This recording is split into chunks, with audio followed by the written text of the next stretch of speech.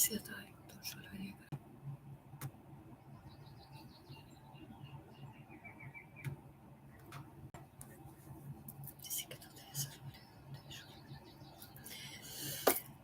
everyone, I am Tara and I would like to welcome you all back to my channel, Spirit Mother Teachings of Going Within. Today I'm going to talk about a time of remembering, reflecting, letting go, and moving forward. Like I said, I choose these topics because it's things that I experience myself, okay? And like I said, like I've been, not only have I been experiencing things, but I've been having very vivid dreams. And I know that like it's whether it's an aspect of myself or if I'm having the visions of others. I've been seeing a lot lately, and just a lot of kind of sitting and listening to music and sort of going within.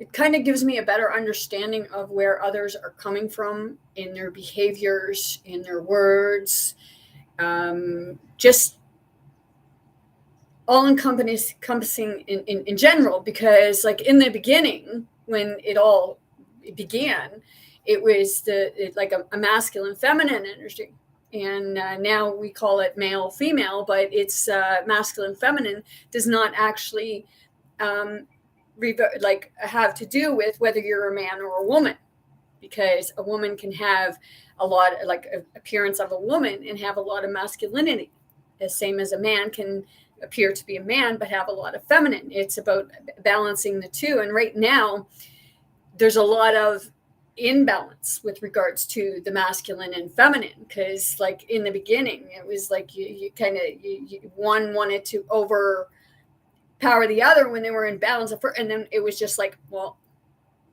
something an energy form of themselves kind of stepped in and said, hey, I'm the superior, and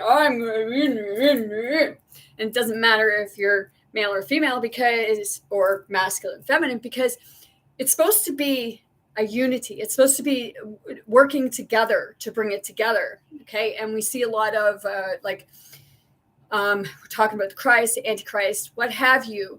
And it's about like, okay, they said the Antichrist is the one that made like it was all these promises, but promises were never fulfilled. It was more of another pain and chaos, and like, you give me this, and like it was like it was almost like it comes with a price. Nothing is done any, like a lot of stuff. It's like, well, nobody does anything to be actually nice, and because it's the way things should be, it's like we always figure that we should have something in return, which it's an equal exchange, yes, and it doesn't always work that way right now. And it's kind of like we're banging heads back and forth, because we all want to be in ways, we all want to be seen, but you have ones that like, well, you are to be seen and not heard. You're my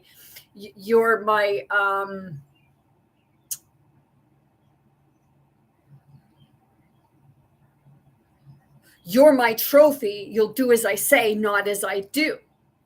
Okay. And a lot of that is happening, and we're we're remembering, and we're reflecting, and it's about like doing that and actually like letting it go so we can move forward. But sometimes the only way that you can do that is if you actually dig out your seed to find out what is actually the problem. And some will say, well, just forget it, get over it.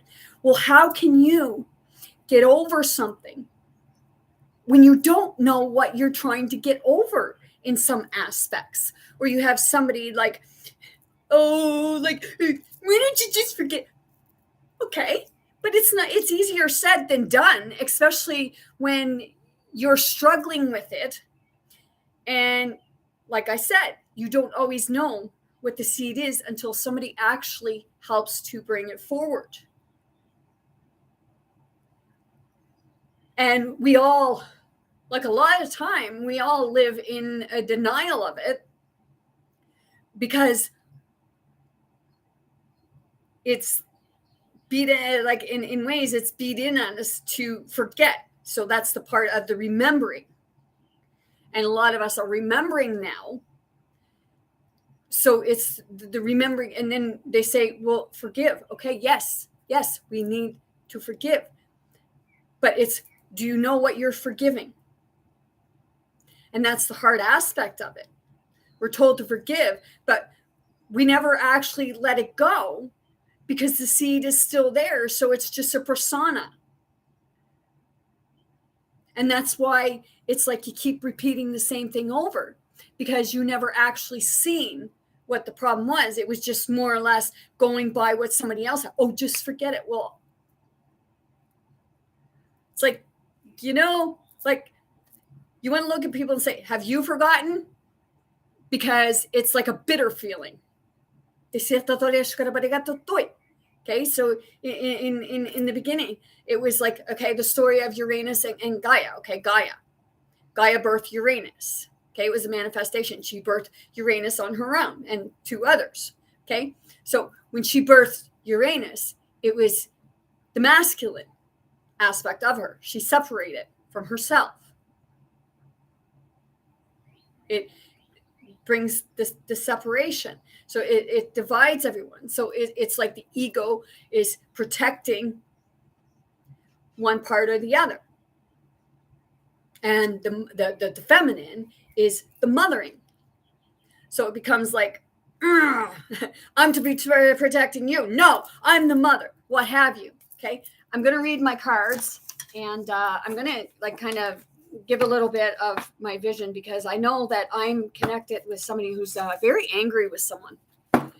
And it's because they felt like they weren't protected, and that they ended up in very abusive very dangerous abusive situations, and they got blamed. And the person that they felt was to be protecting them was not protecting them, but bringing in others that were causing the person more pain. Okay. I trust the cards.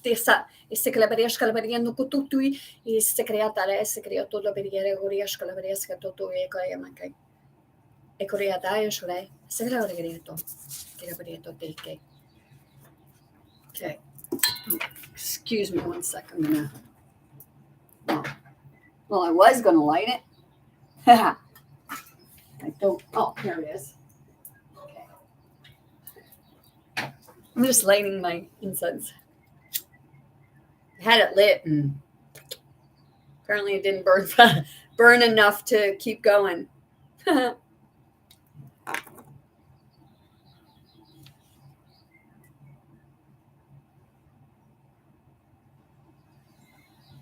There we go.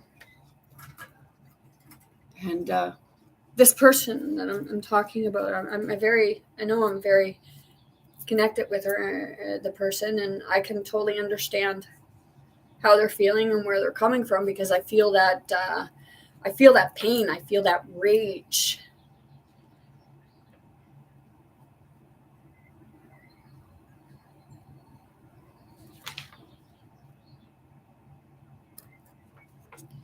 I believe that anyone can conquer fear by doing the things he fears to do. Okay, so it's going out of your comfort zone. Like when I was first doing this, thinking about doing this, it was like, okay, you actually feel like you don't want to step on people's toes. But I'm at that point now. It's like facing the fears, standing up. It's not about getting violent and hurting one another, but sometimes it's like, it just needs to come out.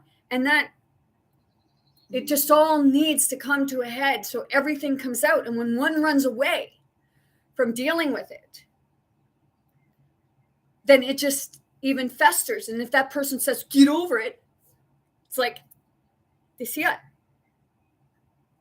It's like, wait a minute.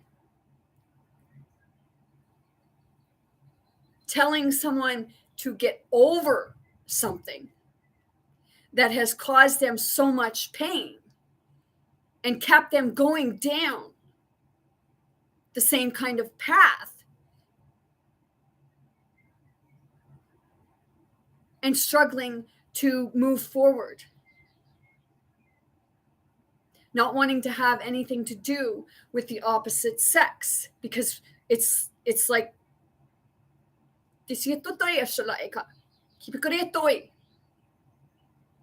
okay. And like I said, I feel this anger, and it's just it's an anger, it's a fury, it's a pain, and it's been there.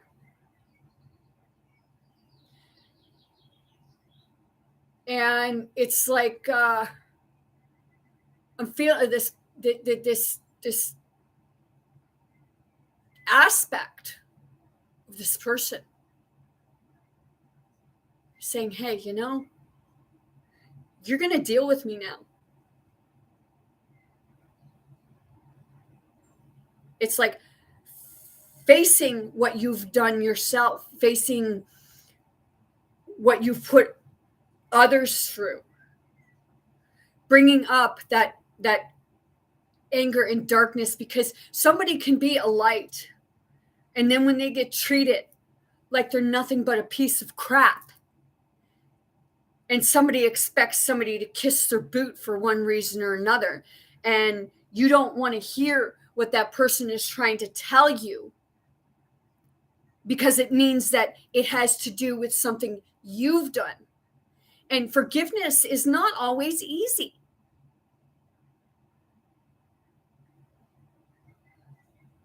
And I totally understand where the person is, where this person that I'm connected with is feeling it.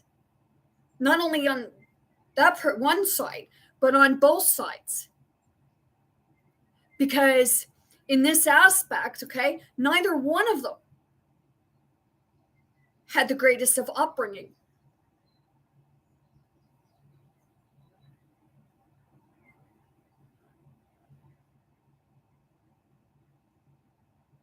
Because I was told about the one part of it, of what that person experienced, and then what they knew about the other person experiencing prior to meeting them.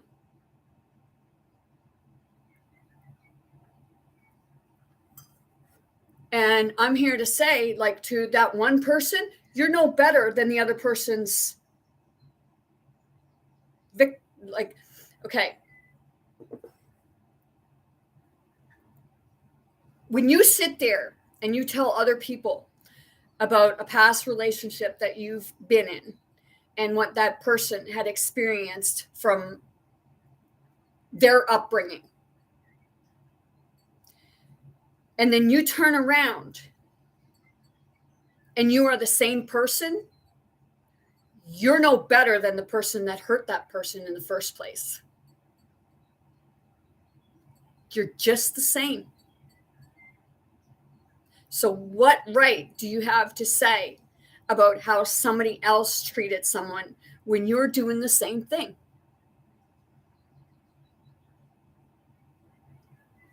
Want to run from me? It's like, just keep coming back. You're going. It's like that aspect of, you're going to deal with me, because it's like the promises and promises and promises, and all they are broken promises, never fulfilled.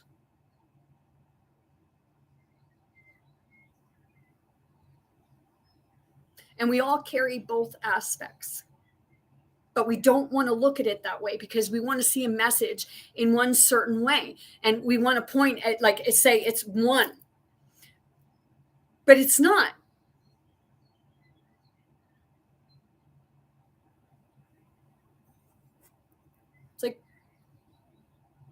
How do I explain it?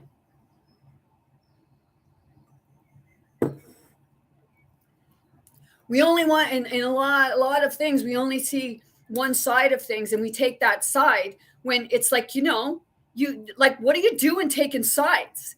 When you don't know, when you don't know the whole story, you're only going by one part of it.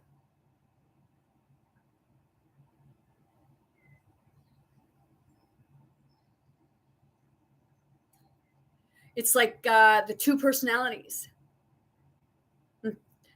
In the medical field, they call it, oh, you got bipolar. I'm looking into going to university. I'm not going to say, woohoo. I'm not going to say what I plan to do right now. Holy crap, somebody got overwhelmed. At first, I thought about doing psychology. But then I realized, wait a minute. I don't want to sit in front of somebody and keep them going over the same thing. I don't want to be saying, here, take this pill and go home and come and see me in a week or two. And we'll just go over the same thing, because in psychology, you have a book of rules. Oh, you can only do this. But a true healer does not stick with a book of rules.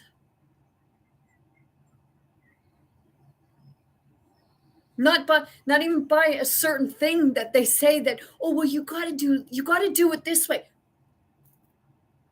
I don't got to do it that way, because that way is obviously not working for most people. Because if it was, then the world would not be the way it is right now.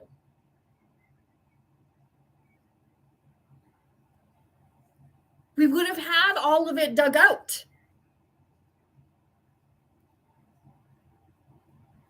It's like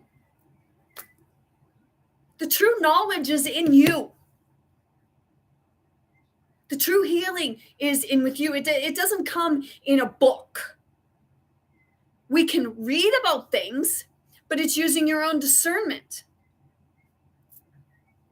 Now, the visions I've been the vivid dreams that I've been having and what have you, it's like, holy crap, man. It's like I'm seeing the experience of this feminine, of what the masculine brought into the home.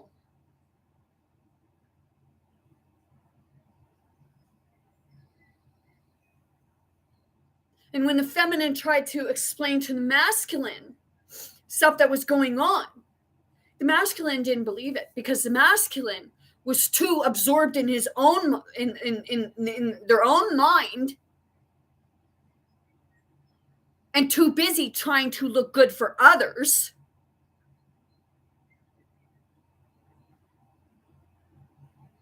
that they didn't want to hear the feminine side of it. The masculine was really quick to blame the feminine. Called the feminine whore, slut. But meanwhile, that feminine was deteriorating inside, feeling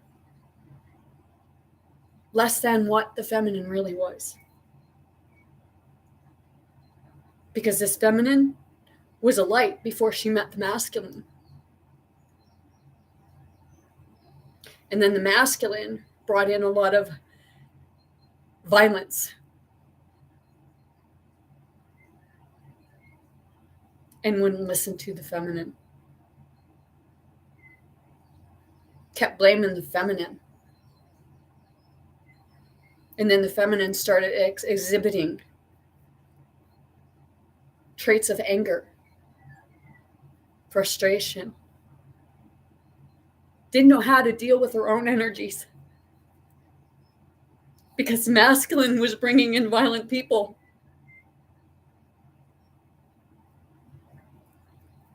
People that were actually raping the feminine,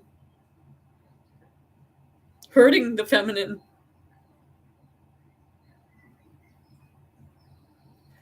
but always got blamed. Because the masculine was always too drunk to realize. So the feminine was actually behaving in a way that she felt that she had to behave. But the masculine don't want to look at that. She's just a whore. The feminine is a whore.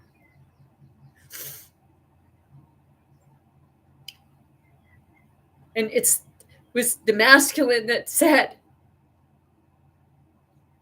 that, oh, we sow our oats, we can line up the women and go from one to the other.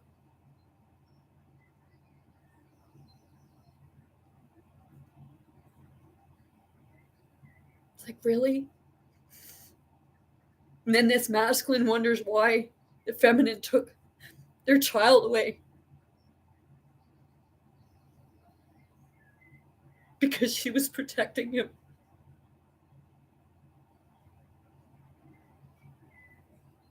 She didn't want their child growing up in an environment like that. But then the masculine made it out like they were the victim. And always kept blaming the feminine. Because it didn't want to look at itself.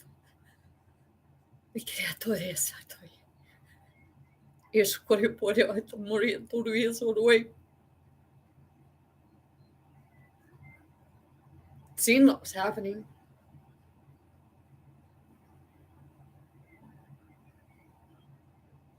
I even had visions where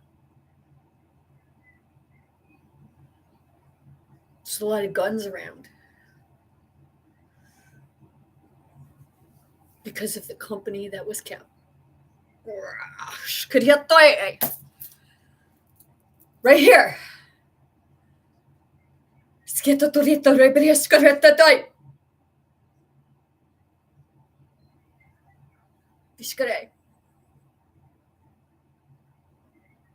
And see, this person, this feminine, has not been able to heal.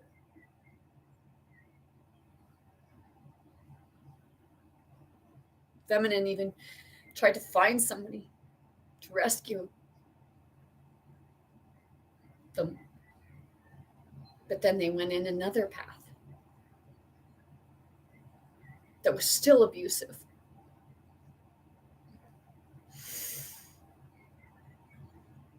And ended up leaving that situation and felt really alone in a lot of ways.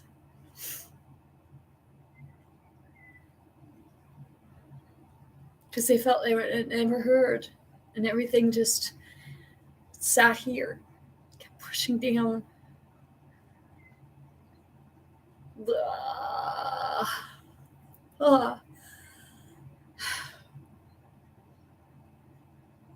Right now, I have a lot of screaming, and there's times when in my body I can feel the fighting.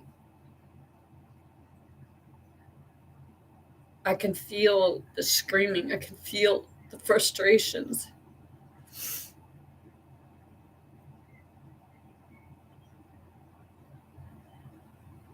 It's like the masculine just wants to point fingers.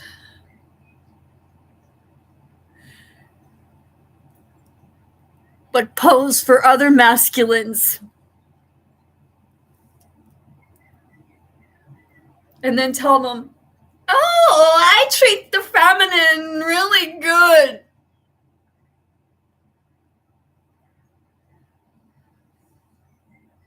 It's like, here, other people, do you really know what's going on behind closed doors? Unless you're a part of it.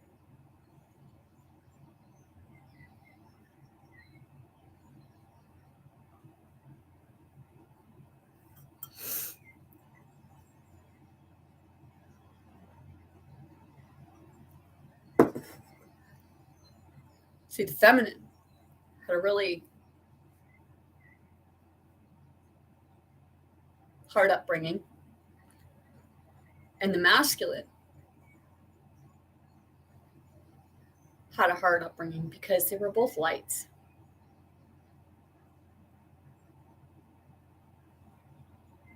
And then because the light was basically pushed out because of their own upbringing experiences, they were no better than the person that they felt was abusing them.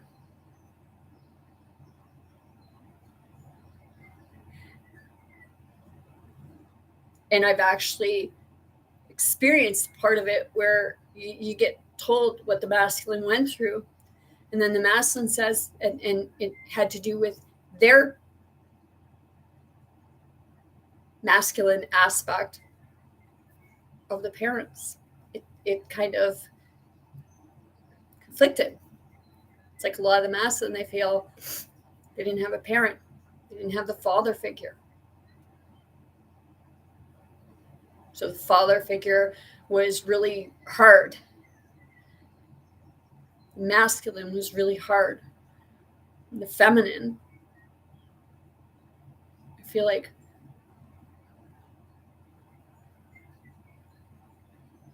didn't protect. So now we have what we have is we have a feminine angry with all masculine, and masculine all angry with feminine.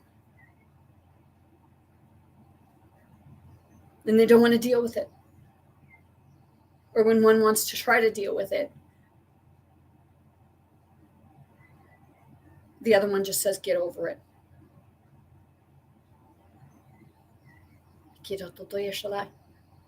This is the part of remembering and reflecting and like seeing those sides. And it's hard when you feel like you're right in the middle of it. Because you're trying to help heal both. But when they don't want to come to common ground to actually talk about, it's like the parents putting the children in the middle of it all. And who gets hurt? The children.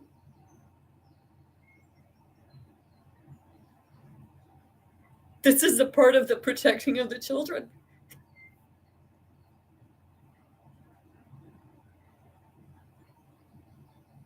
It's like we're supposed to be nurturing our children, not discouraging them, not teaching them how to be abusive themselves or reserved.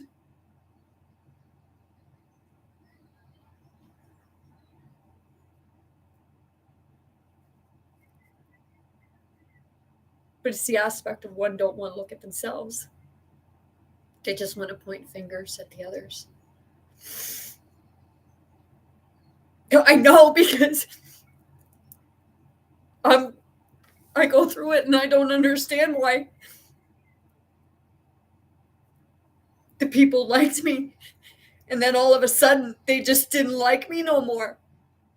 But I realize now it's because they heard one side of a story. And I know now that was a vicious circle. And this is why I feel like I'm in the middle trying to sort it all out.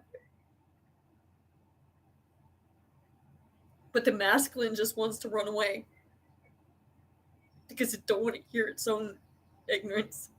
It doesn't want to look at itself. Just wants to say, get over it.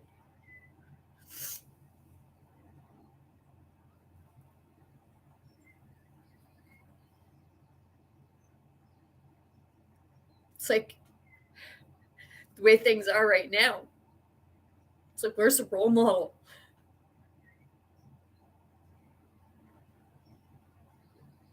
We all wonder why our children are the way they are. Well, this is why. Because when there's conflict, they get put in the middle. And I know from experience, because when I lost custody of my son,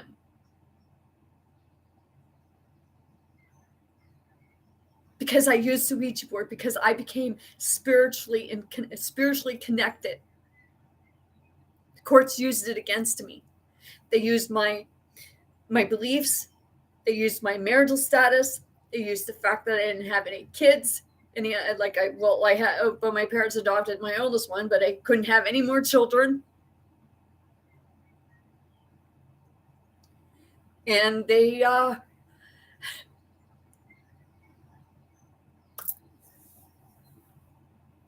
my mental health.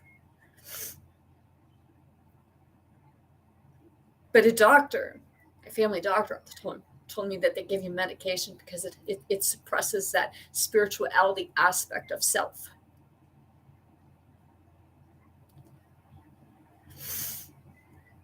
And when I was in the hospital, 3 days after, I got served being told that we're taking your kid from you.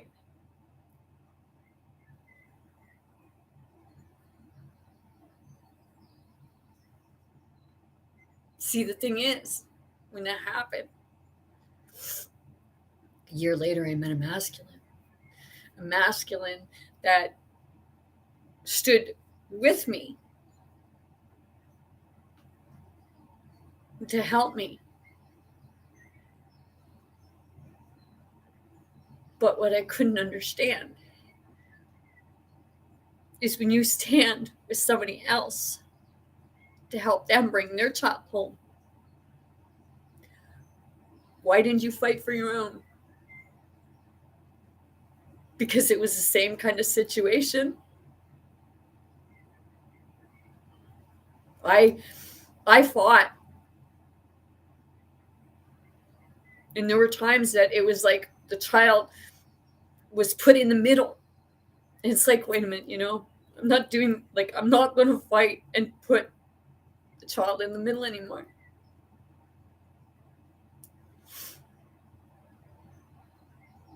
It's like saying bad things about one over the other. You're no better than each other. By walking away from your child because things are tough. And because other people say, oh, well, just like, really? Why are people saying for other people to just let their children go? You wonder why our children are fucked up.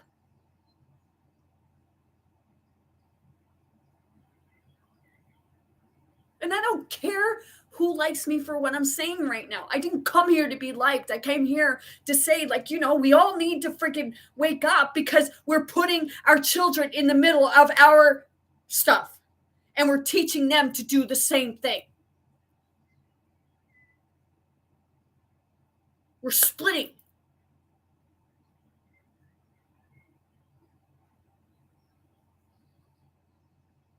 That's the part of the remembering what you done yourself. Not just pointing fingers at other people, because in this situation where I'm feeling like I'm in the middle, they're both masculine and feminine are to blame, because the masculine was overpowering the feminine and the feminine didn't really stand up for self.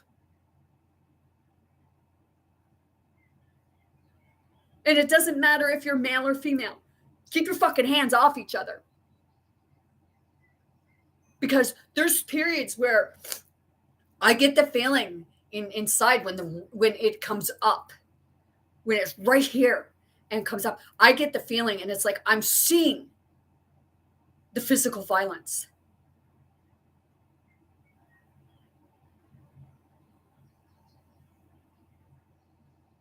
I'm feeling the struggle. I went through it with someone very close to me.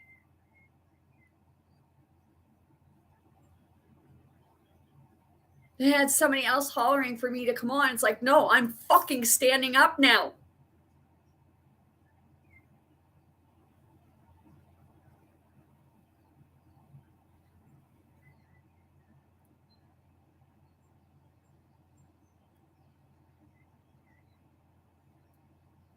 And others don't like it.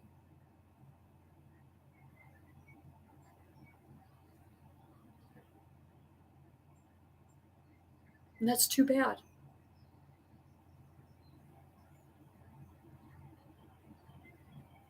It's not about causing conflict. It's not about fist fighting. Because right now, the wars, it's just cowardism.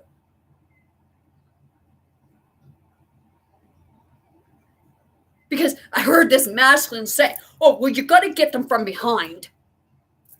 Really? Where's the fair fucking fight in that? That's coward. Got to get them from behind because, oh, if you get them front on, you have the chance that you might not win.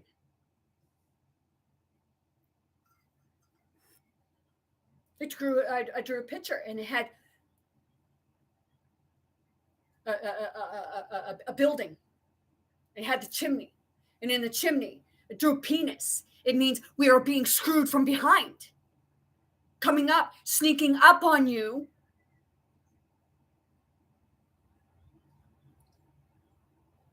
This masculine told me that they've invented this type of clothing where it does something to your magnetic field so that you can sneak up on an animal and kill your food. Really?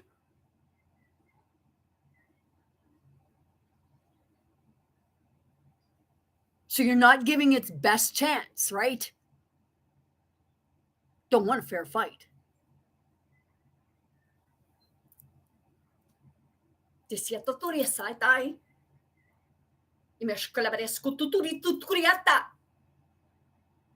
like this masculine that I stood up against freaking towered over me. And I love this person infinity because the person is a part of me.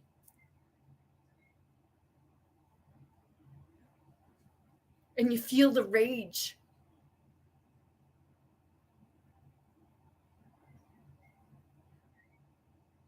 And then the other masculine that was hollering for me to come on because that masculine doesn't want people dealing with their shit. It's just bury it.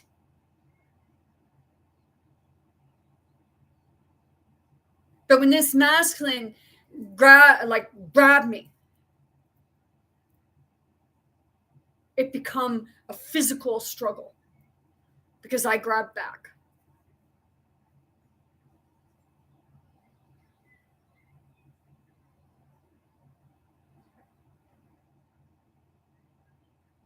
And then I had a quick vision.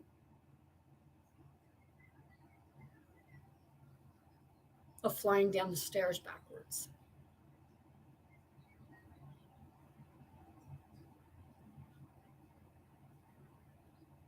Didn't happen.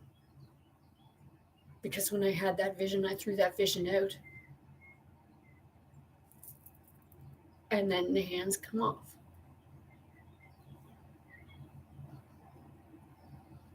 It's like, what are you doing laying a hand on a woman? What are we doing laying hands on each other? And why would you expect someone not to stand up for themselves? It's like in Once Upon a Time, they had the dark one, and the dark one was like, kiss my boot.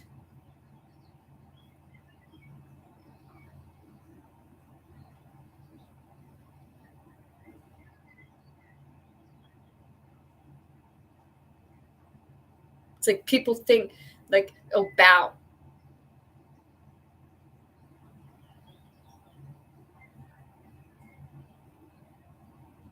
I said with regards to like the kings and queens that we have now, they're going around with tens of $1,000s, like pair of shoes or a dress. It's costing tens of thousands of dollars that comes out of the people because you were donating this money, but you got no food.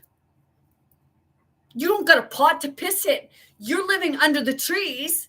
Some are doing it because they feel better doing that because they're more connected with Mother Earth.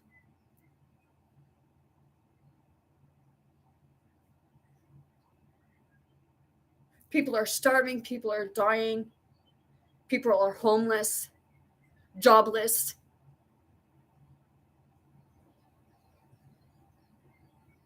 low self-esteem.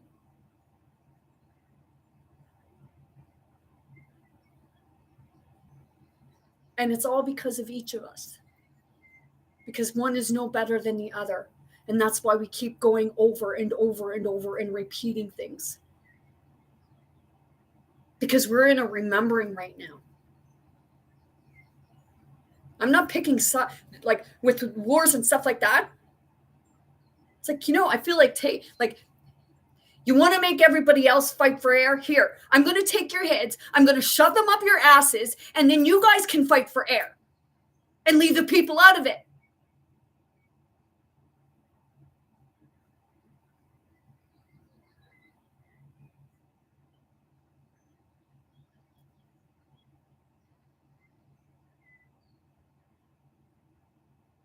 Because I see right now the way things are going. It's like a sublime to the ridiculous, and there's no.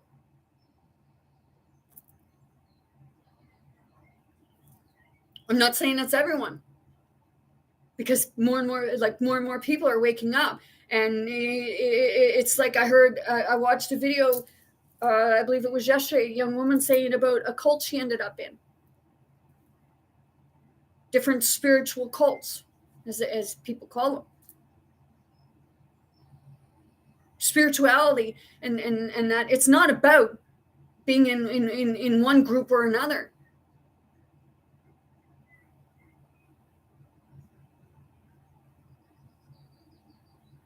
We separate ourselves and then we forget where we came from.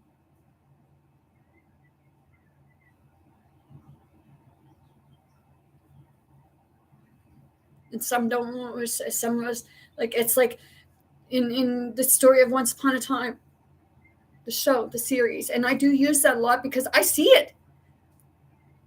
I see the truth to it in the world. And it was the untold stories, Jekyll and Hyde.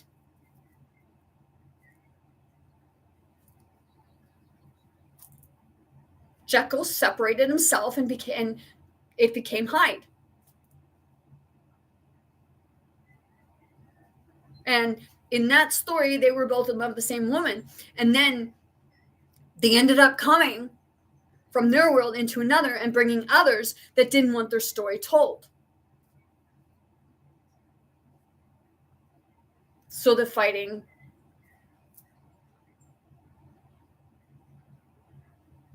happens. But the thing is the more you try to hide your story,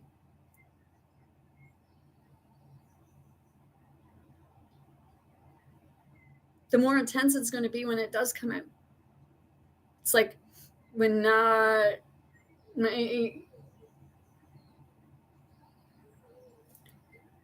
my son, I use it as an example. He took some Yu-Gi-Oh cards from a kid at school.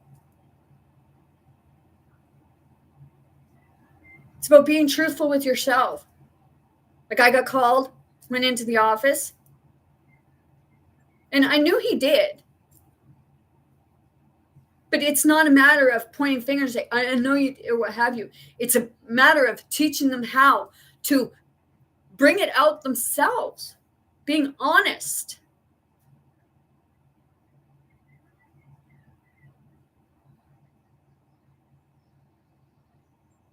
And I told them, like, I'm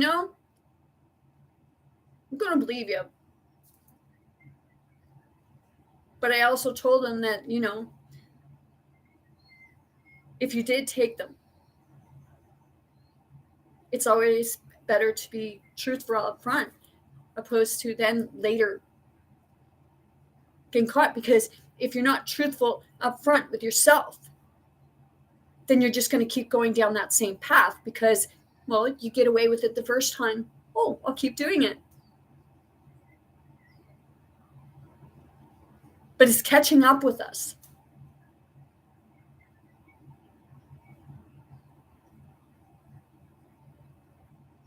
It's like people saying about narcissists and empaths. When I did a video on that, and when in actuality, it's pretty much the same, only like it's just like this. Keep going from the sublime to the ridiculous because there's becomes no medium in there. The empath is more of the feminine. The narcissistic behavior is more of the masculine, but it's all pertains to an ego. Either your ego is way up there and you think your shit don't stink and you're better than everybody else, or the ego that has you feeling like you are less than what you really are.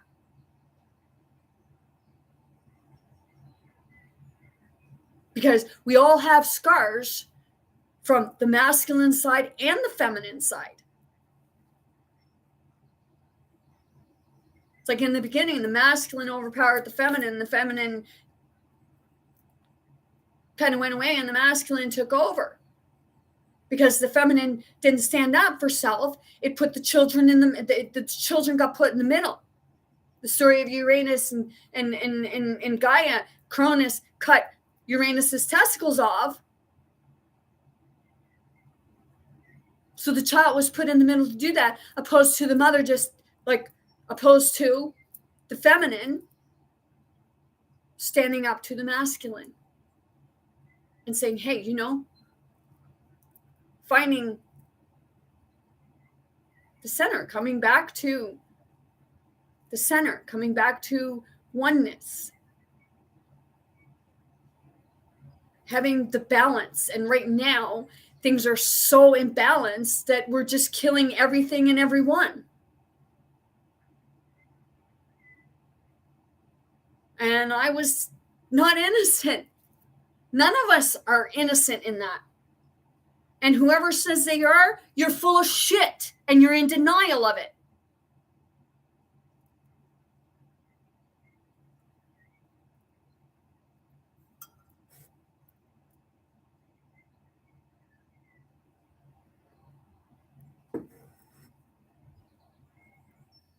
See, there's a lot of going back and forth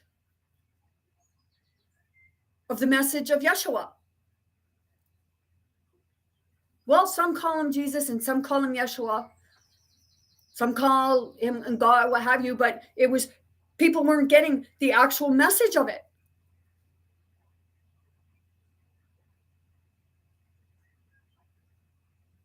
Because we all struggle. And I heard somebody before say God isn't bipolar.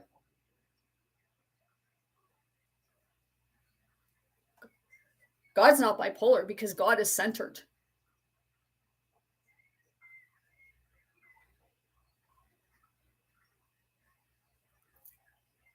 Bipolar and is just more of you're struggling with yourself.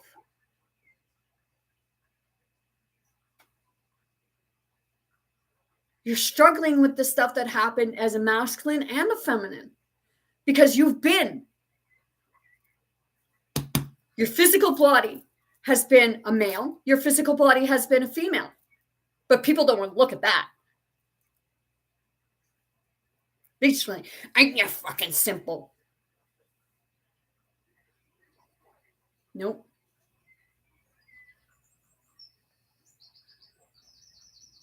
And then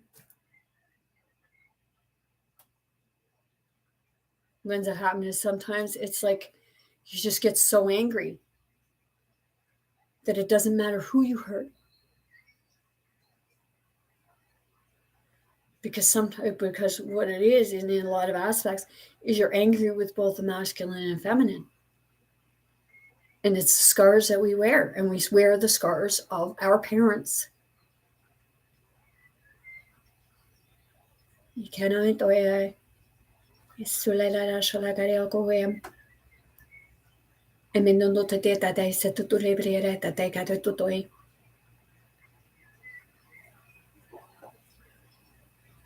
I know, because I've been on both sides of the spectrum. I've experienced the narcissistic. I've experienced the empath. And I struggle sometimes to center sometimes. But like I said, I feel it all in here, and it's like I'm feeling the bashing, the fighting. And there's times that I just want to implode and just say, shut up.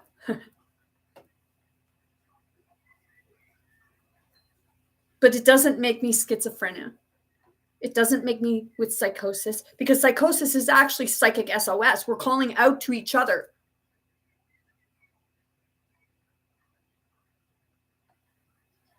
We have both aspects. And that's a lot of when we struggle.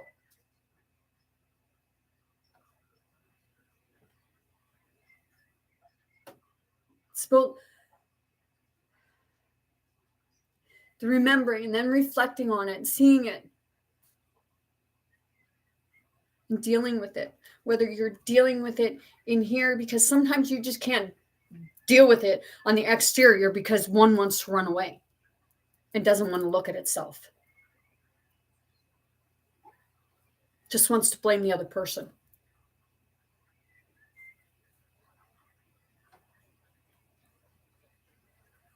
Yesterday, I had an experience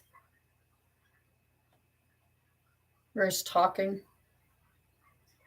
And then because I had something to say, and all of a sudden the person wasn't going to be using their oil or what have you, and then all of a sudden they started putting it in their mouth. And then I got blamed because they started taking it. They put it in their mouth, and I got blamed for it.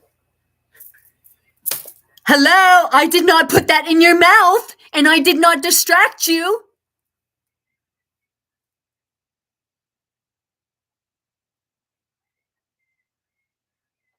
It's like your actions are your own actions. To blame somebody else for something you did because you want to say, well, you distracted me. No. Because this masculine has a habit of blaming everybody else.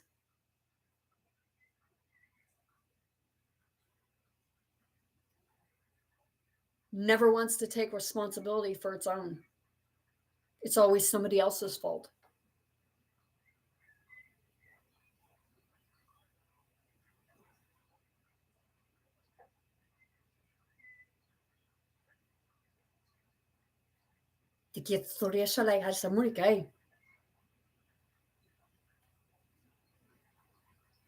And this masculine sitting there,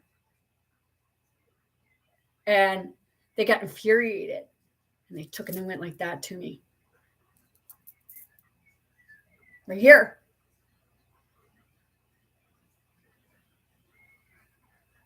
I could say it's not the only time I've ever had a gun held to me, but not in the physical of what I remember of this. But when I went in and I was having the vivid dreams,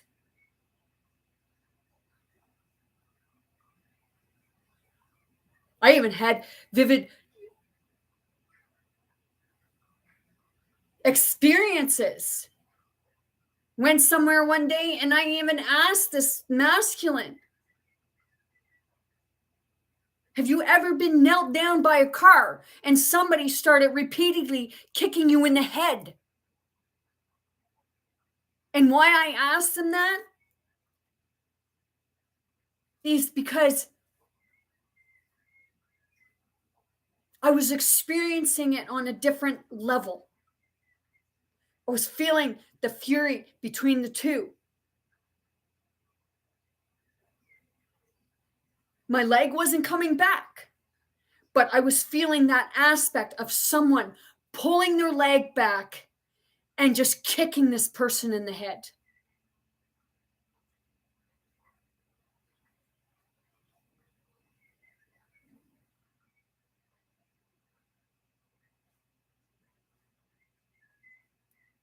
And I caught that. And if anyone thinks that's funny, let it happen to you, because it's not. Some people may get off on that.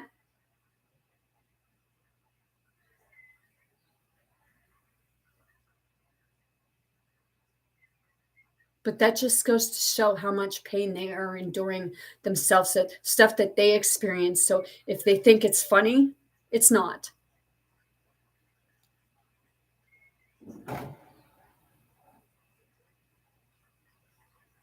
Because I would hazard to guess that, well, apparently that happened to you, so it got beat in your head that that's the way to live.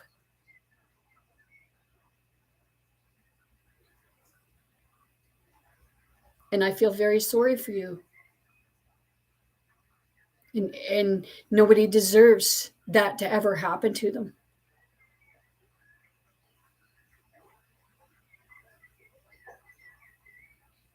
We wonder why we have bullies, because a bully makes a bully. And this same masculine told me that they just, like, when they were experiencing things, whether it be at school or other people or something like that, this masculine said that the parents always believe the adults.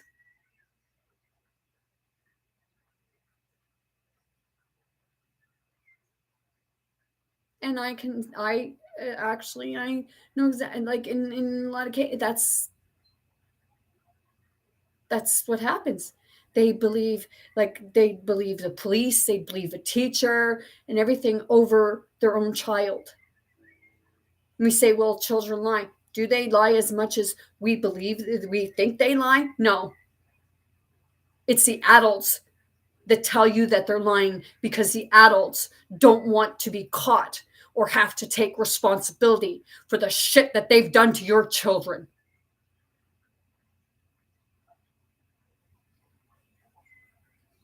I'm remembering, I'm reflecting, and I'm letting go. But however, I am connected to people who are struggling extremely.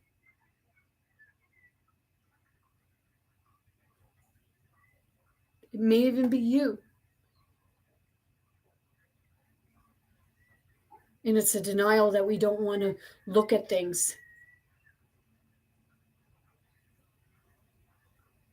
Whether it's looking at stuff that happened to us or something we've done to others ourselves.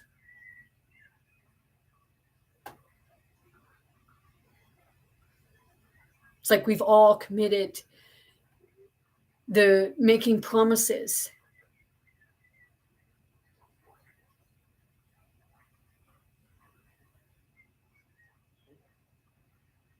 But we don't want to see that in ourselves. We just want to see it in everybody else, which when you're seeing it in others, it's because it's a reflection of you. It's you're seeing aspects of yourself that we never want to look at.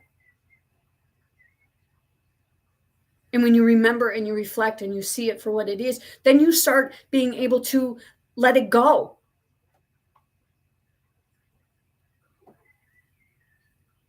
But it's a part of dealing with it, opposed to burying it and it festering. And then you're left wondering, well, why am I feeling this way? You're feeling that way because you're not dealing with it. There's aspects that's not allowing you to deal with it because it's profitable.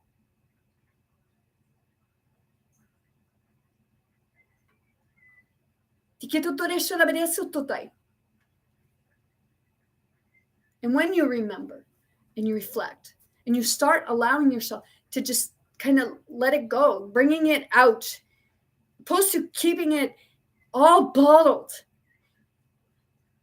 see it, look at it. That's the part of, I believe that anyone can conquer fear by doing the things he fears to do. And we fear looking at it. We fear looking at ourselves because we may see our own ugliness. And I am speaking for myself too. And I'll be going back and watching this video so that I can get the advice for myself too.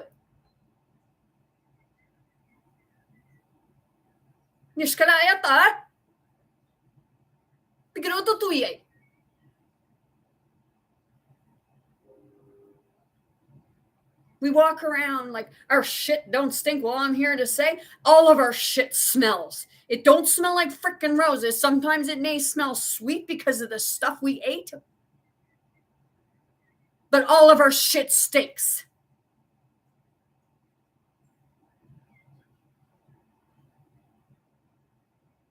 We came here to live in harmony with one another.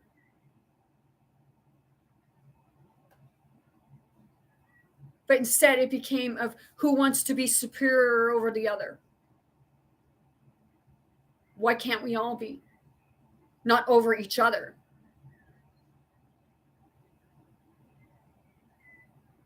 Leading by example, following people. I'm not following. I'm watching the example. So I'm becoming my own leader.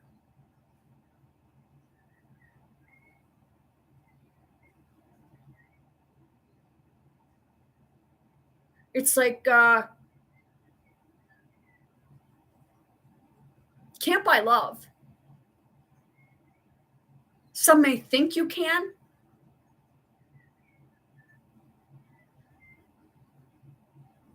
But you think by buying love, and then you get pissed off because you say, oh, well, I got this person's stuff. I did this. I did that. Well, that's your fucking problem.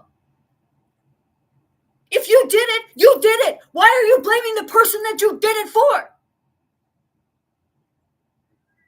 Don't give somebody something to be nice and then begrudge it of them later and say, well, I did this for, well, that's your, that. If you did that, that was your choice.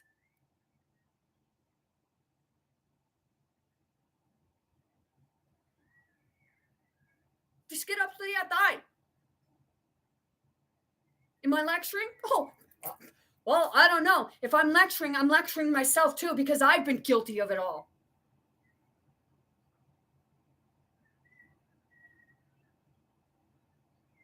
It's like we always want and want and want and want and want. But when do we give? And then when we give, we begrudge a person of it because we expect something in return.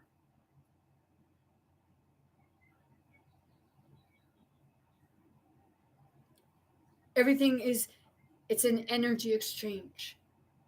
But the actual energy exchange is supposed to be the love for each other, not the material shit. Because then all we end up with is a bunch of garbage and clutter. Because, see, it's profitable. Anxiety and anger and everything. It's profitable.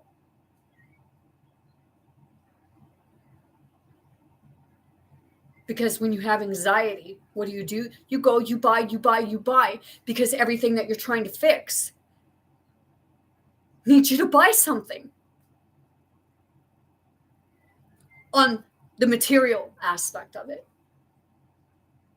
But actually, for in here,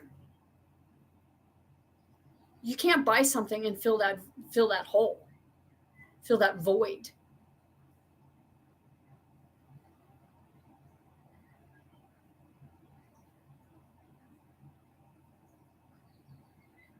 Finding yourself, and I've said it, and I even have it written on my mirror. Home is where the heart is. And where's the heart? The heart is within you. You are your home.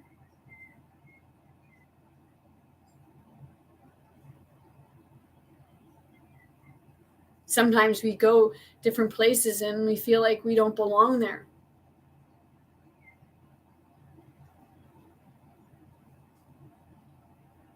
Because we're always looking for something or someone.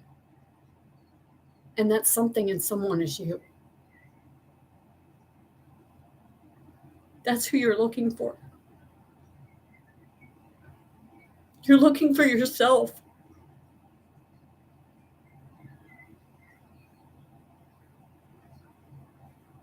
Kutta tai se ruota ja so moi kataja. Elo putu te se te ja toi. Kimu kuriatai, shuri sai. To love for yourself.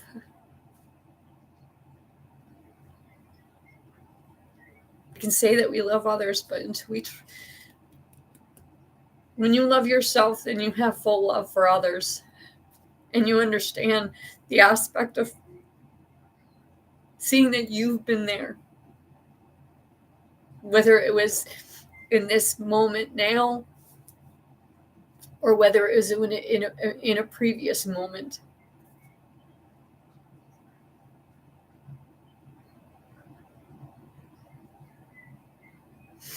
So I don't want to go take psychology, because it's just more, to me, it's just more an aspect of brainwashing.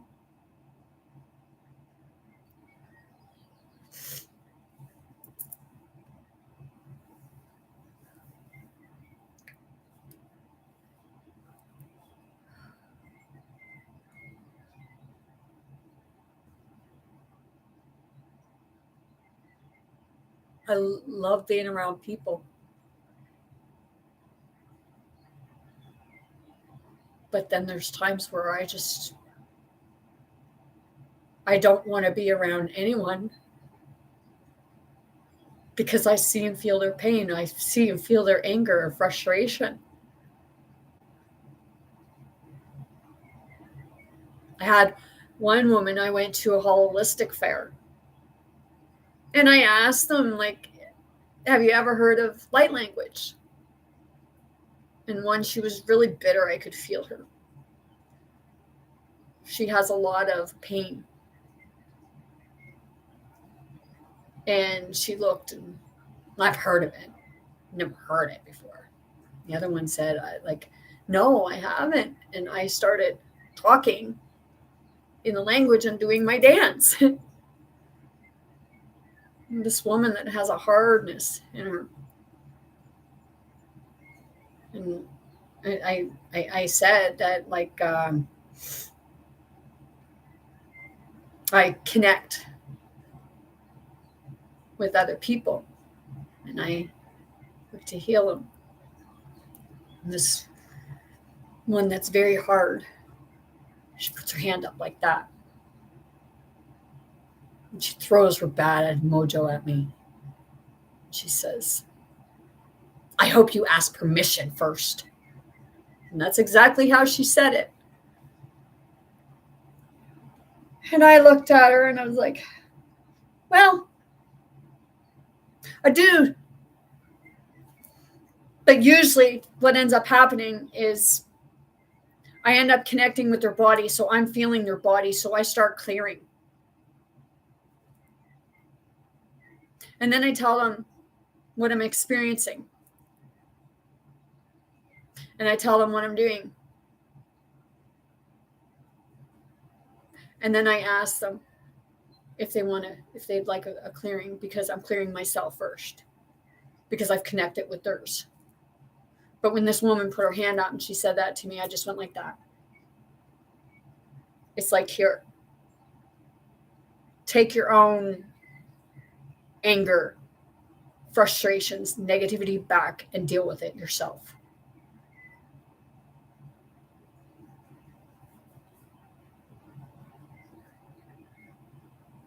It's like, you have no right to say that to anyone. They say that you have to have people's permission. Well, you know what? Sometimes permission is implied. And when you're connecting with that person is allowing you to. But when she did that, that was telling me she didn't want me seeing her darkness.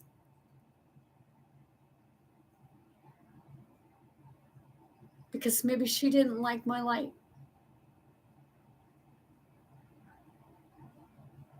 Maybe it reminded her of something that she lost herself.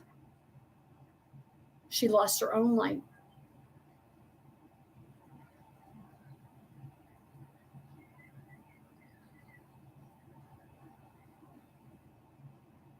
Because for a while I felt like I lost mine.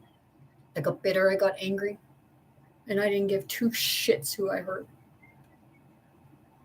Because I felt everyone was hurting me.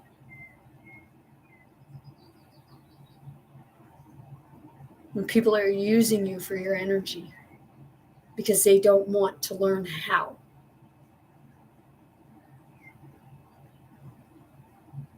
To come out of their own anger and darkness. I know of a woman, and I was there one day.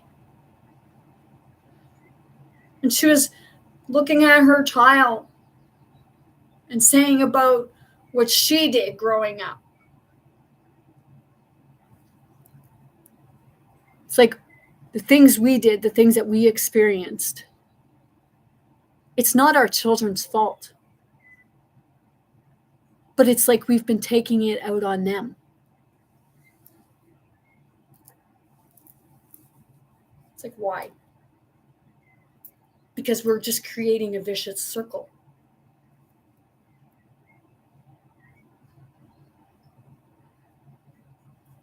We send each other, family members, what have you, to see these therapists. Why aren't we talking to ourselves? Why aren't we communicating ourselves?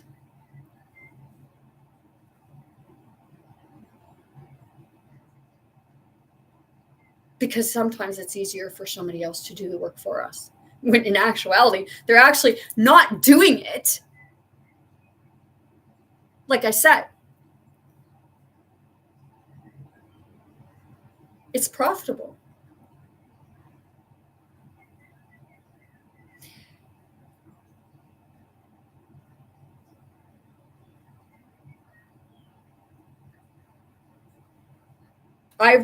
Past few years, I've been doing a lot of going within. I've been watching, observing things, and seeing things for what it is, and I still struggle.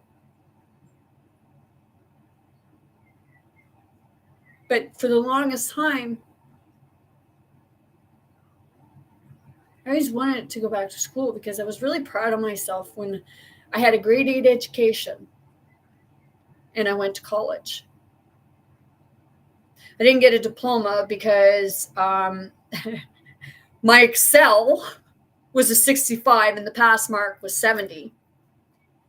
And then there was another one that I got a 69. And that was the only reason why I didn't get the diploma. All the other stuff that I needed, I had in the 70s and 80s. And I never studied.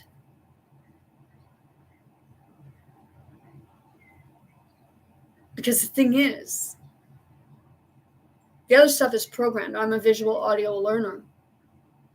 I watch and experience. And then we did a mock trial. And the way that they were explaining stuff in this mock trial, it didn't make sense to me. It's like it's not possible for it to be positioned like that, for it to go down like that.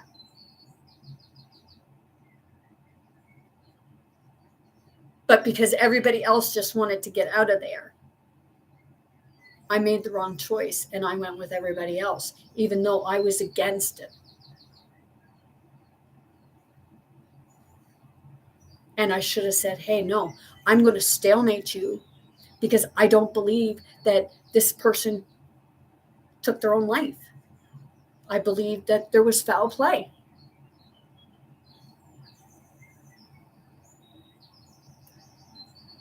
But it's about looking at everything about it. And they didn't. Because they just wanted to get out of there. So that's how people are said to be guilty if they're innocent, because you're not looking at everything. You're not seeing it at all the different angles. You're just focused on one specific part.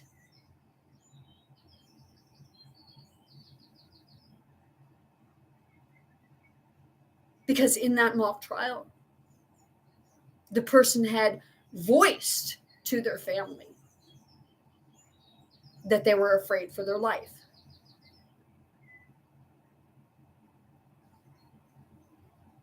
So that's the aspect of really sitting and talking and hearing it, listening to it, observing it, and really seeing the truth behind it, opposed to just seeing the surface and then believing one person over the other because they're an adult, or because they're a superior, or because they're in a powerful position. Well, that's called that. They use a lot of abuse of authority, abuse of power. And that's what's happening now. There's a lot of abuse of the power, and it's causing people to be afraid. But now people are standing up, and the people that are still afraid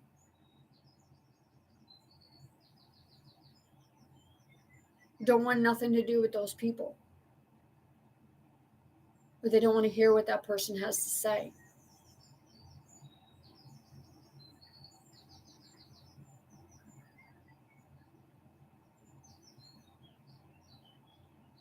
We see it. I don't want to believe it. It's like, but that can't be true.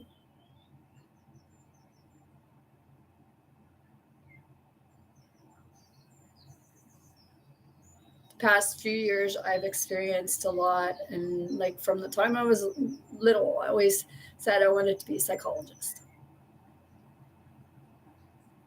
But then I ended up finding my true calling that can actually give me the ability to be the things that I want to be, the person that I want to be, the ability to bring about the healing, not only for myself, but to help others to heal. I'm finding that way. And part of me is feeling like, well, when I bring it out, what are other people going to say? And it's like, fuck what other people have to say. It's because they don't want to look at themselves. It's about being able to move forward.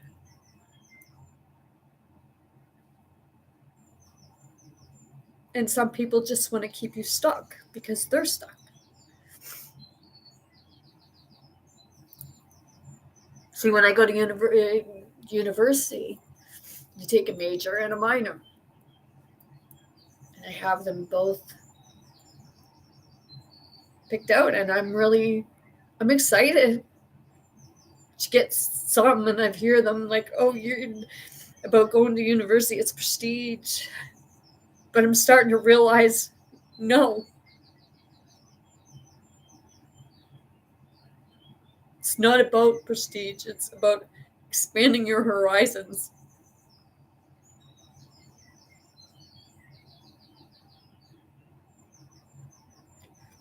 I always hated school. The reason why I hated school is because they weren't teaching us the things that we really should have been being taught.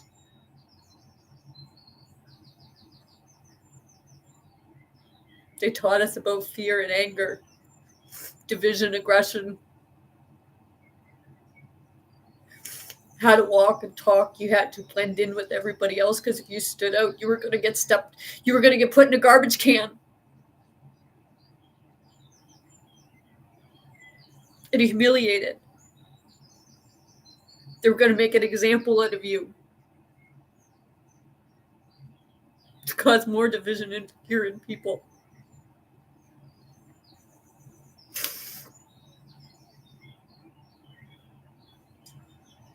I'm feeling a lot of people right now, you guys.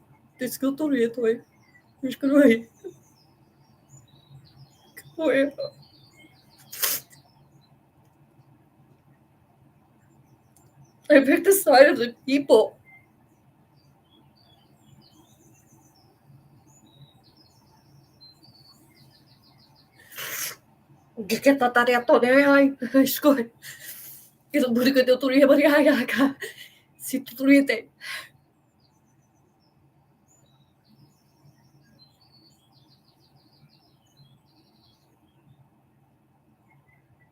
It's about bringing back the heart.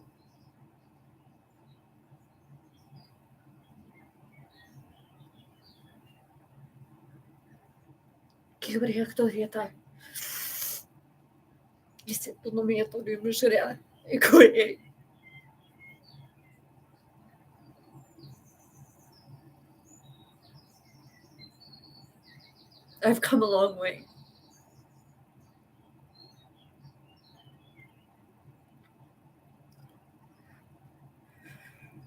And some people still want to try and shut me down.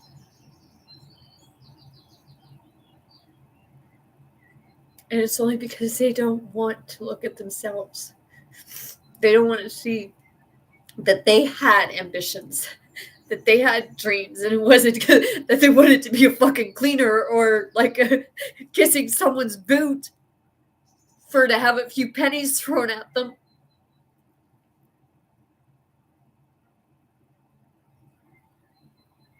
It's not about the money.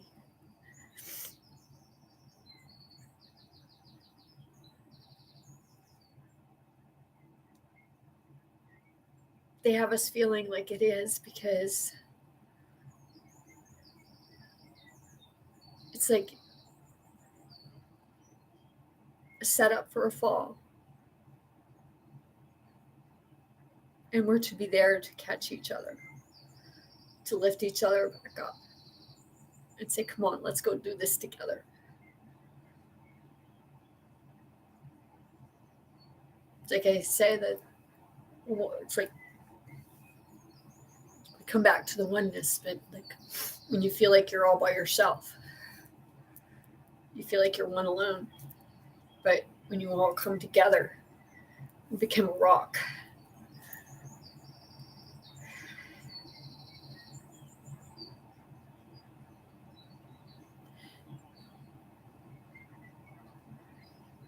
So if you have somebody around that just wants you following them and doing everything that they do because they don't want to come out of their own sadness, their own fears,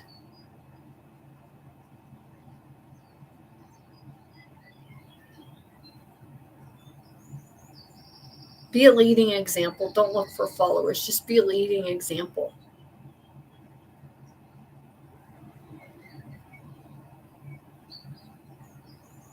Because it wasn't about looking for followers.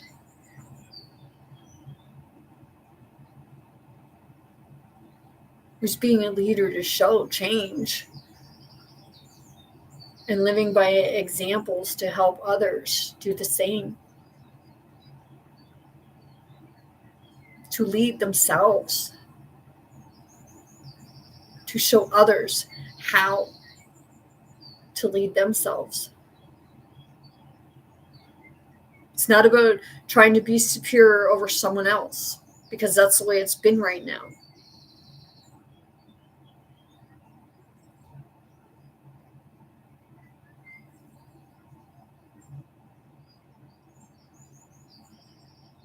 It's about saying, hey, I know you can do it. Like the little train that could. Kept saying, I think I can, I think I can, I think I can. But it's actually not I think I can. It's I know I can. And when you're looking up to someone else, you're not just looking at the good aspects of them, but you're looking at the bad. And whichever overpowers one or the other, it's you put them on a pedestal when you yourself should be on your own pedestal, not over everybody else, but for yourself. By bringing yourself up, you're helping to bring others. You're helping others to grow. And right now, when you have others saying, oh, well, you can't do that. You don't have the ability to do that. You don't have this. You don't have that. Nobody can solve your problems but you. They can give you tools and guidance and show you how to use the tools, but it's up to you. And yeah, you use a hammer and you don't know how to use a hammer. Yep. Sometimes you're going to hit yourself in the thumb. But it doesn't mean you stop.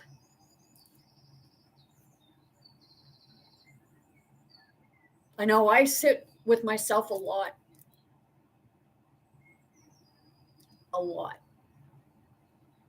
And it's usually listening to like different frequencies, mostly like a lot of bird sounds, like I'm in nature. And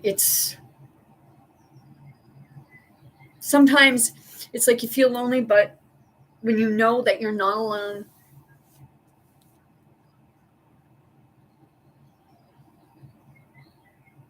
because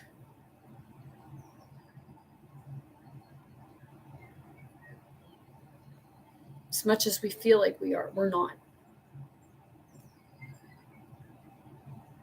Because you are your ancestors. You've been through what they've been through because you are them. And we're getting rid of it. And that's why it's like we have traits that we don't know where they come from. Someone today, like I used the term, it was yesterday or something. I always use the term Shanks's mare because I know that came from my ancestors. Because Shanks's mare means one's own legs. And my dad, he used to say it too.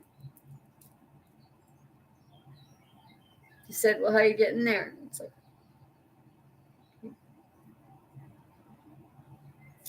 It's like, go get Shanks's mare. One's own legs.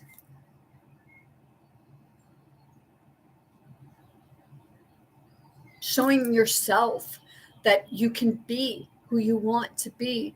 And it doesn't matter what other people say. It's only because they feel that way about themselves and they don't know how to come out of it. But when you show them how, then it's up to them to do their own work.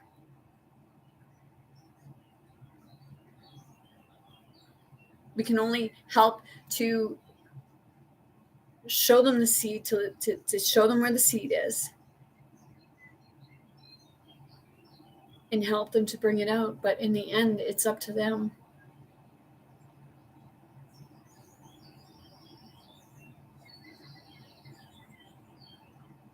And when you say that you don't know somebody because they're different, or because it will take you out of that cliquey, you won't fit in with them anymore,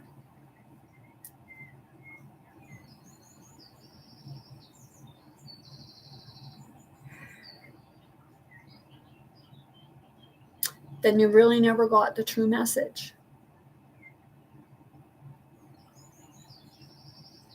Because the true message is about standing up for self, standing up for what you believe in.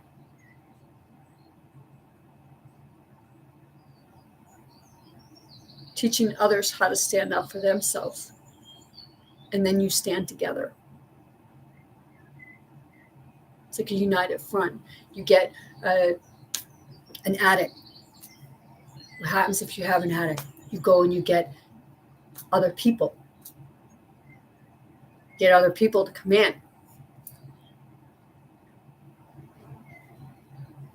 It's like a uniting, showing the love and showing that you're there.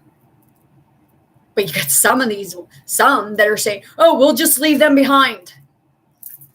Really?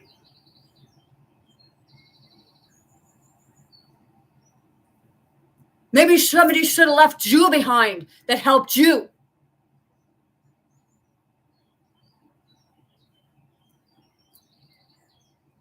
You get some that are saying about soul family. Well, wait a minute. I thought we all came from the same pool.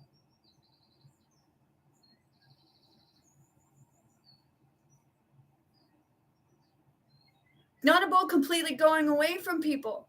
It's building yourself up and then coming and helping others. Not looking for gratification or popularity.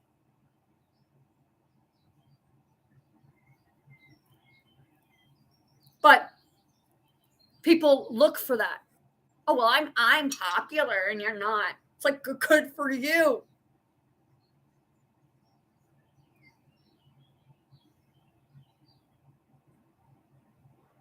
How much of an asshole or a bitch are you to be popular? It's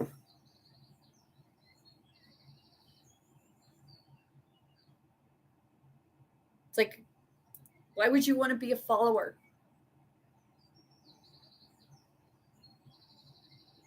I watched this same woman with regards to the cults and what have you. She was talking about gurus. You're your own guru. You're your own cheerleader.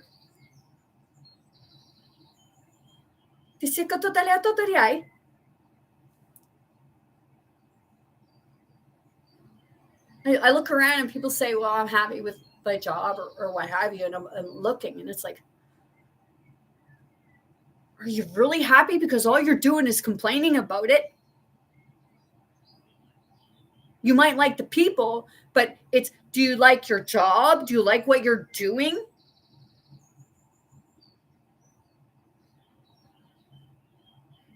You say about not having this or not having that. Well, what kind of, like, what is your job? Like, it's like, I know that people say this, but when you actually listen to them, like somebody has told me, well, just like you're hiring at McDonald's or this or that. It's like, why would I go work at McDonald's when I don't agree with the food that they're serving and I wouldn't eat it myself? So why would I be wanting to give it to people knowing that it's toxic and it's making them sick?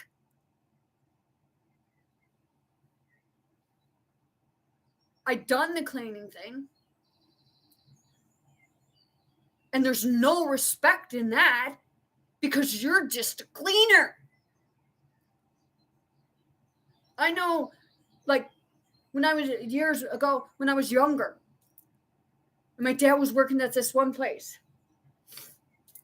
He went in to clean the bathroom, and somebody had shit in a urinal.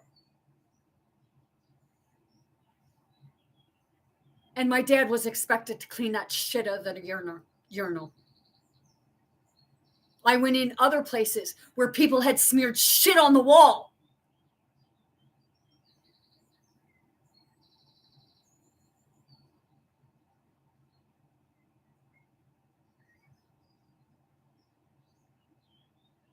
That's really disrespectful, and that's really freaking ignorant. It's like, what the fuck is your problem?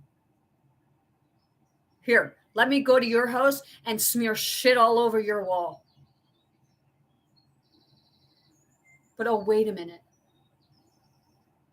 I wouldn't do that because I have more self-respect and I have respect for others and I know what it's like.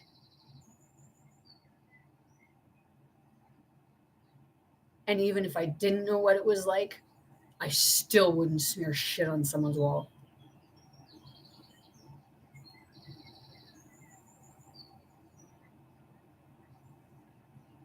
It's like, that's extremely, like, it's like, really?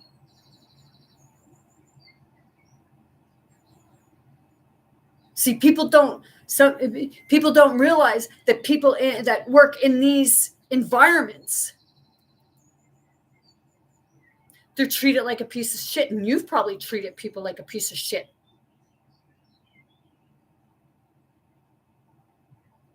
But see, sometimes it's because they're doing their job. That's how they're told to do it.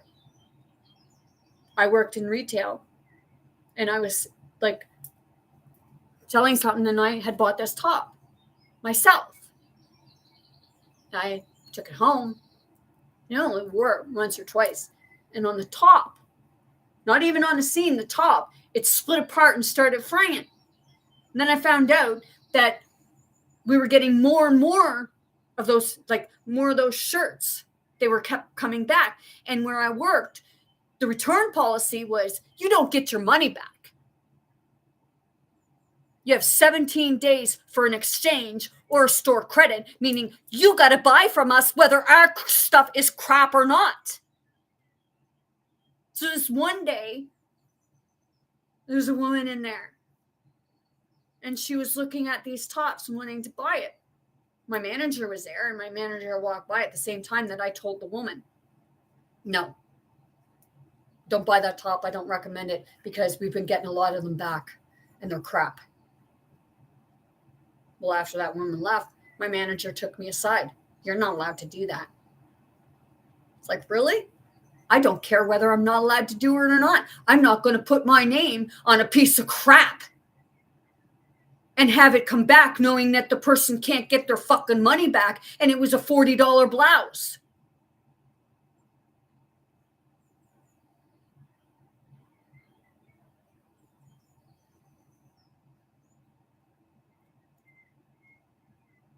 So it was like you want to fire me. And then I had other people that were coming and saying about what was going on in the store and with regards to the manager and everything like that. It's like, I'm not just a key holder. But when I brought it forth to manager about, like, she asked me what my thoughts were, and I told her what my thoughts were.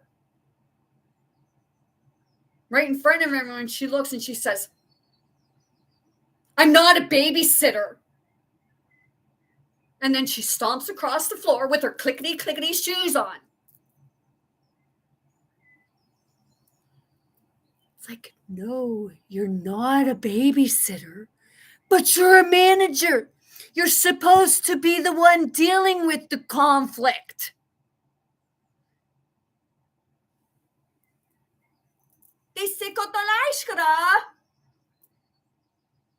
I just want to look good. I just want to clickety click, click, click, click, and act like I'm all important, but I don't want to do what I'm supposed to be doing. I just want to look good and be glorified and glamorous.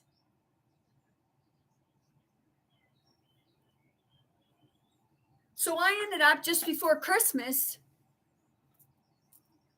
I was the key holder. I was there. Nobody else. I called my manager and I told her, you need to come in. I need to talk to you about something. Well, no, I can't. I have company. It's like, no, you need to come in and talk to me. But no, like, what do you want to talk about? And I just told her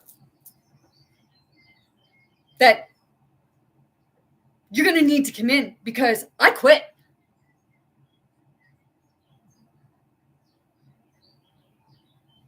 And then when I went back for my closing interview, she was asking why I was leaving. And I told her straight up, because this is poor business practice.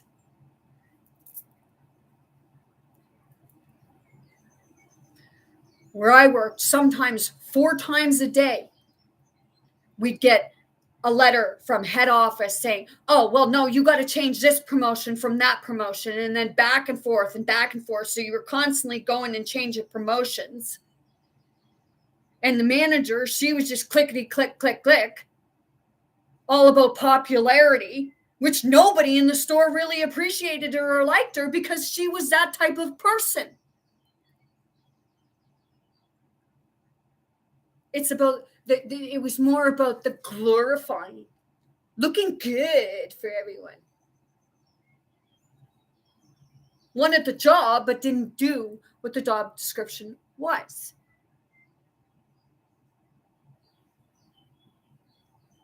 And it was also about resolving conflict in the workplace. But she didn't want to do that part because it was actual work instead of just walking around and bossing people around.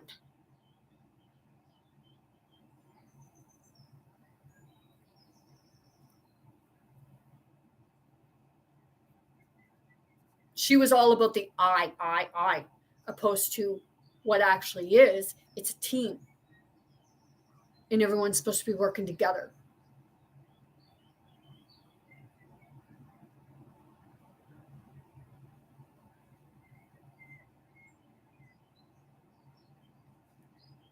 I just got somebody who has to be the leader and has the last say. Well,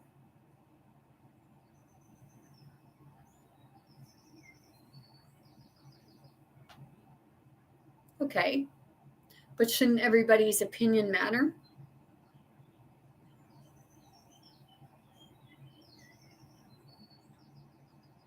because it's like I have somebody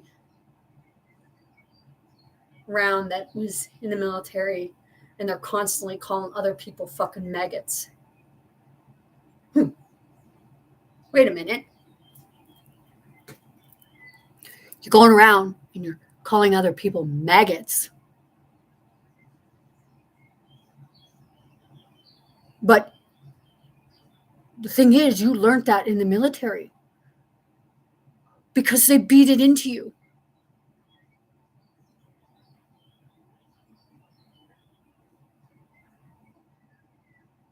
They tell you you're a fucking maggot, you're this. They beat you down to the lowest. They remove all self-esteem.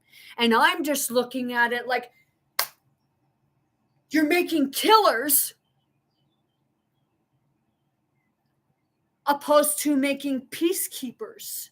Where's, like, wait a minute.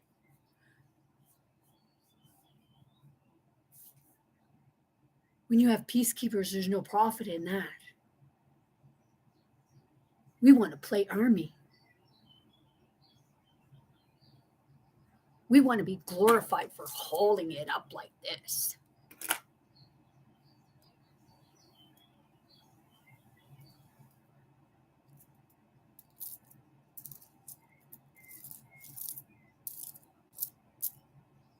Anyone who thinks that war is okay or that war is necessary,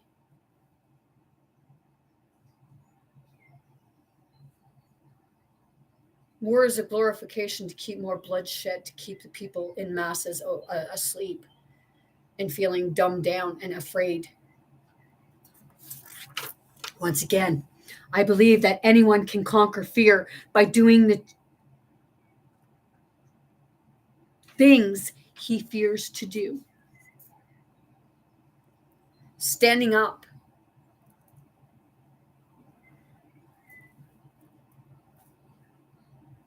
Remembering everything that you've gone through. Reflecting on it and seeing it for what it really is. Letting go of that anger and that hostility.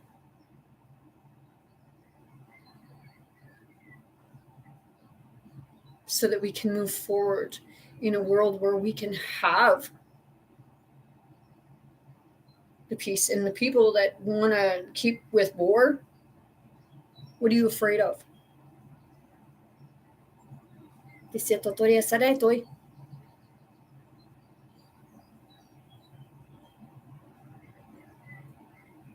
Because you get that false evidence appearing real.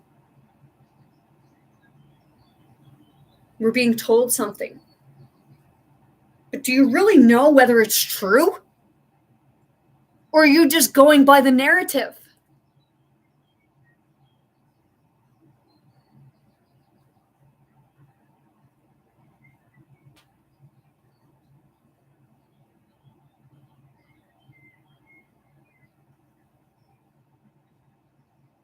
And it's not to patronize people. It's asking those questions that some people just don't want you asking.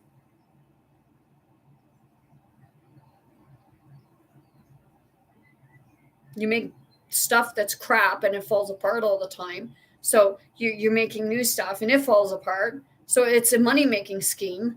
It's like the Amway pyramid. Oh, let's gather more people in, but the top guy makes billions and trillions of dollars. Meanwhile, they're squashing the ants along. They're squashing what they appear to be the piss ants along the way. And that's like, I'm going to climb over you to get to the top.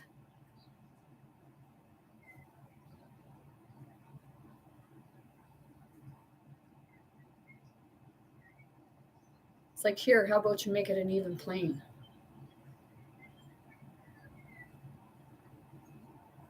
Instead of sneaking up on me,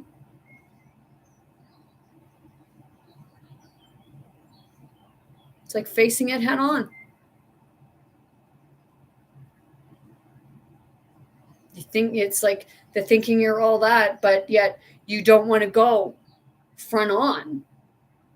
You want to sneak up from behind because somebody might put up a fight and fight for themselves and others.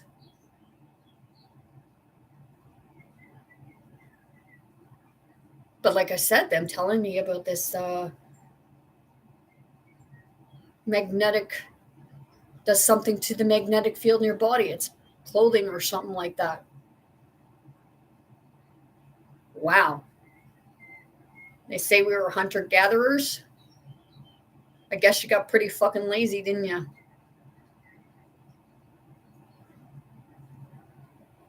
You don't want to give a fair chance.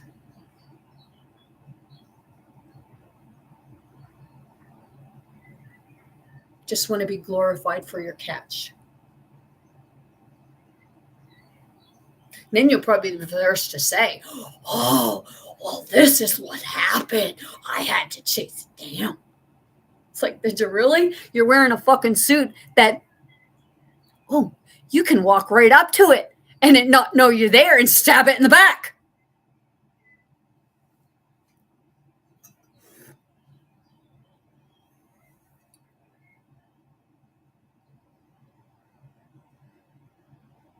It's like talking behind others' back. Been there, done that.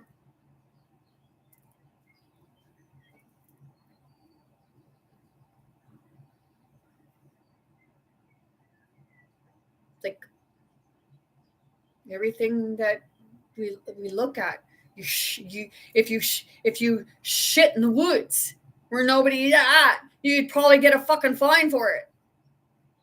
I'm told, like, you can't even, if you have a property, you can't walk in your own backyard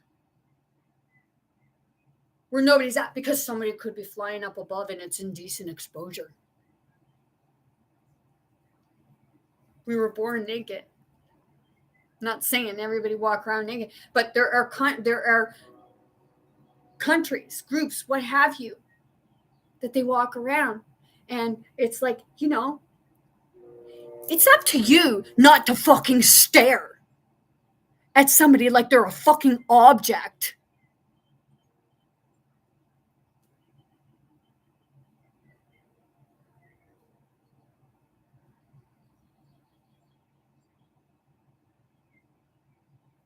It's like, come on. This is by the remembering our own ignorances, remembering our own greeds. But instead, we just want to, like I said, we just want to point fingers and blame everybody else for our behaviors.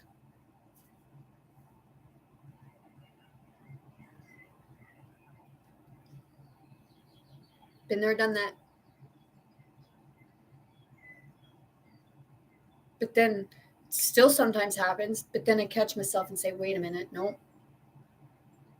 That was my doing. I didn't have to do that. I didn't have to feel that way. And sometimes we do because, like I said, I get different aspects of other people that feel that I'm feeling the fury and it comes out.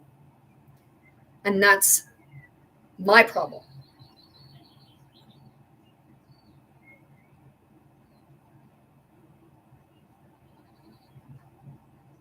It's like we say, and I said it yesterday, like, or this morning, or yesterday, or this morning, or something. I don't know, because I don't get time perception anymore. And it's like, you bring the worst out in me.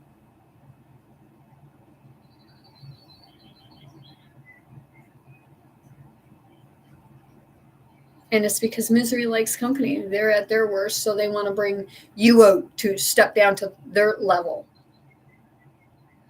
Well, this, like, I had a person saying, like, sometimes in order to get through to somebody, sometimes you need to speak their language. But the thing is, when you start speaking their language, they don't like it. Because it's a reflection of how they are.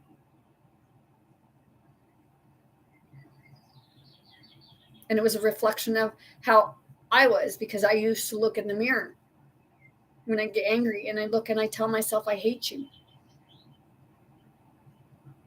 But it wasn't that I really hated me in that way. I hated the choices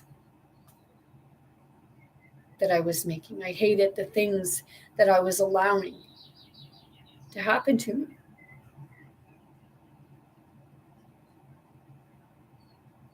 It's removing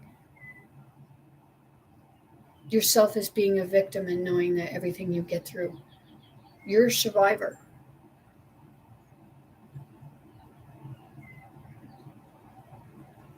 And it's about lifting yourself up, coming up from the depths of despair,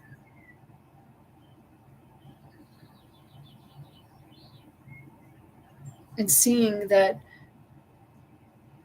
people only say that you can't be this or you can't be that only because that's how they're feeling about themselves. They want to be doing something better in life. But they will sit in denial and say, oh, well, no. It's like if that wasn't true, then you wouldn't be doing that to people.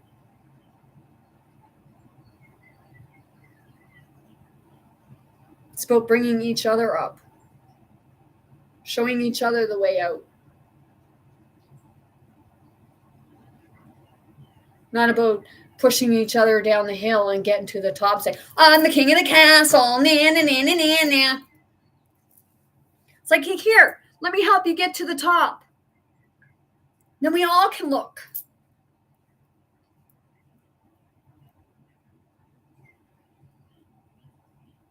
To get home.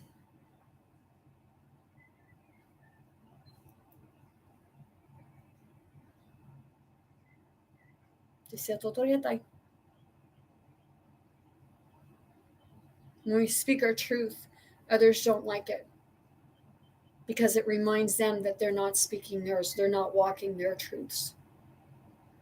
They're walking in their fears.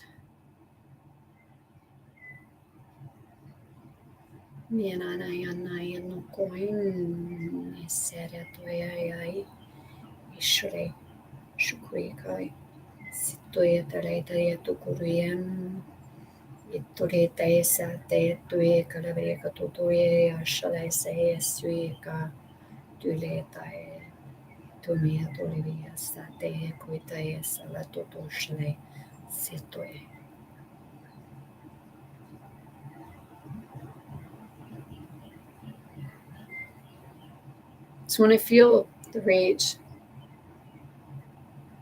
a lot of time I know that it's not me. I'm connected to someone who once was associated with a certain person, whether it be masculine or feminine. It's because those souls know each other from the past and we're all trying to heal. And we're getting angry. It's all coming to the surface, and we have sometimes it's like a rage coming out and we don't know where it came from. It's like, well, someone in the ancestral field is trying to deal with something that they experienced with this person in a different aspect, a different period of now.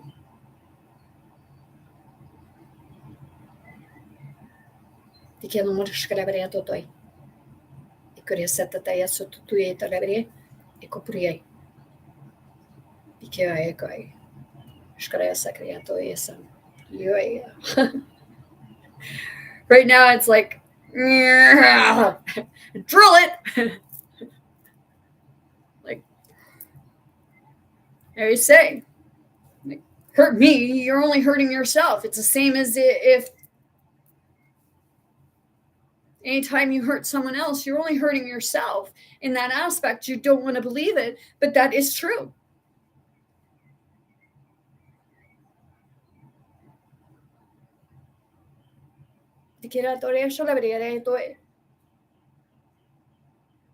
We've separated from ourselves. And we're all like, we're trying to find our way home, and we're trying to find our way home to ourselves. Because like I said, home is where the heart is. The heart is within you. So you are your home. You are who you are looking for.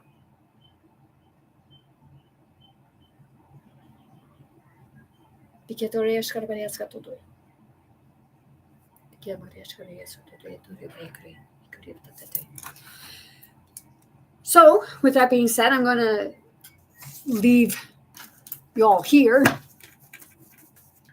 Take what resonates with you and what doesn't.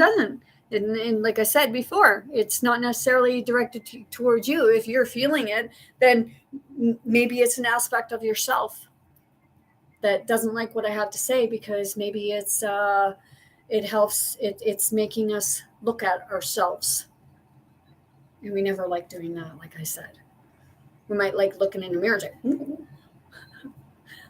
but to actually look internally, it's harder to do that.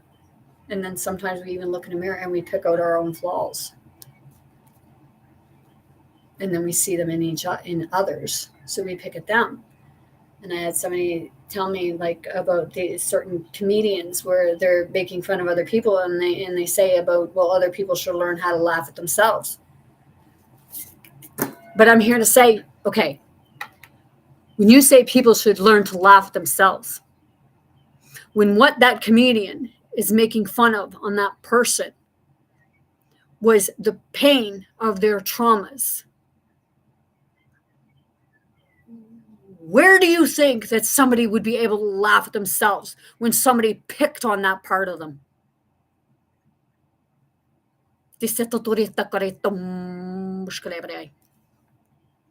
Think about that. Because didn't you get angry when people picked on your flaws? You don't laugh at yourself when you see your flaws. You just feel low self-esteem because of your flaws, but you'll pick at others. A lot to learn we have.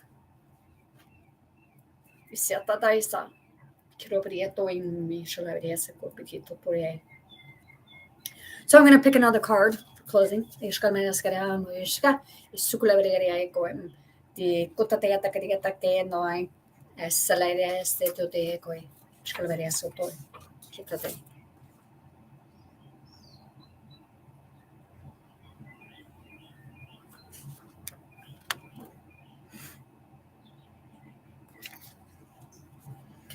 I want to know all God's thoughts. All the rest are just details.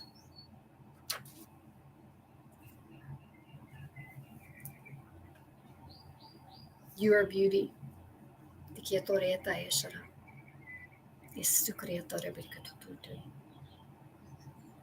And we weren't born this way. We were programmed. So it's time to switch to programming.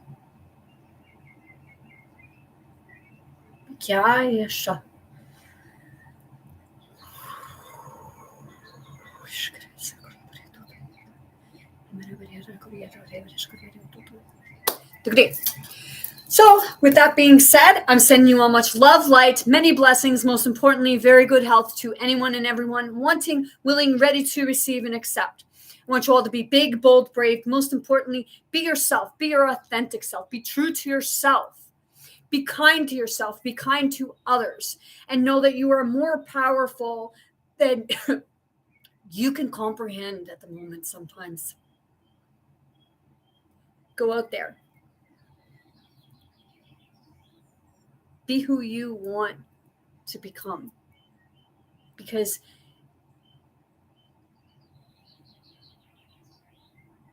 it's not about getting there by hurting other people. Because like I said, we're hurting ourselves when we hurt other people. It's about finding your home, finding your heart. When you find you, you're finding your heart, you're finding your home, and you will find your true calling. Jiska, love you all. See you today.